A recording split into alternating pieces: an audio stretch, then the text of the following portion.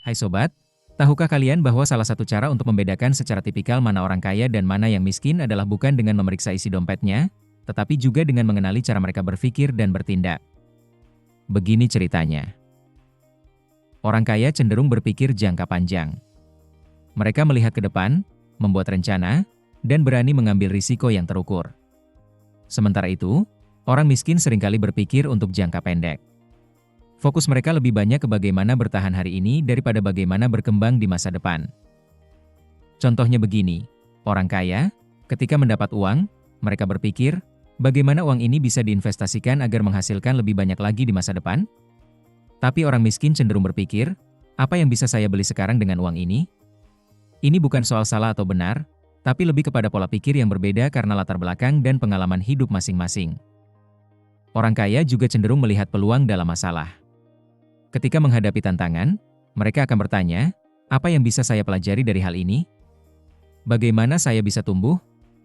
Sedangkan orang miskin seringkali terjebak pada rasa takut dan merasa bahwa masalah adalah penghalang, bukan peluang. Perbedaan lainnya adalah tentang pendidikan dan kebiasaan membaca dan belajar. Banyak orang kaya gemar membaca buku, mengikuti seminar dan pelatihan, atau mencari mentor. Mereka percaya bahwa pengetahuan adalah kebutuhan, investasi yang terbaik, dan itu bisa merubah takdir.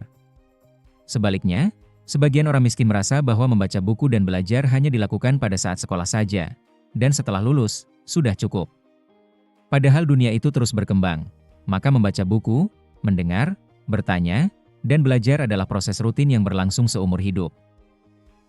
Soal waktu, orang kaya melihatnya sebagai aset paling berharga. Mereka menghargai waktu, mengatur jadwal, dan memilih kegiatan yang punya nilai tinggi. Sementara itu, orang miskin cenderung menyia-nyiakan waktu dengan bengong, menganggur, istirahat, tidur, nonton TV, film, main game, nongkrong di kafe, atau main HP dan media sosial terlalu lama dan sering tanpa tujuan yang produktif. Orang kaya cenderung membangun pertemanan dan jaringan. Mereka tahu pentingnya hubungan, kerjasama, dan komunikasi. Sedangkan orang miskin merasa cukup sendiri, atau merasa sungkan untuk bertanya atau bekerja sama dengan orang lain. Terakhir, orang kaya punya mindset, saya bisa belajar apa saja. Mereka tidak takut gagal, karena mereka tahu kegagalan adalah bagian dari proses menuju sukses. Sementara orang miskin cenderung berpikir, saya memang tidak pintar, atau saya tidak bisa karena tidak punya bakat. Padahal, kemampuan bisa dilatih asal ada kemauan dan kerja keras. Kesimpulannya, kaya itu memang tidak hanya soal harta, tapi juga soal cara berpikir, kemauan, tindakan positif, dan juga takdir.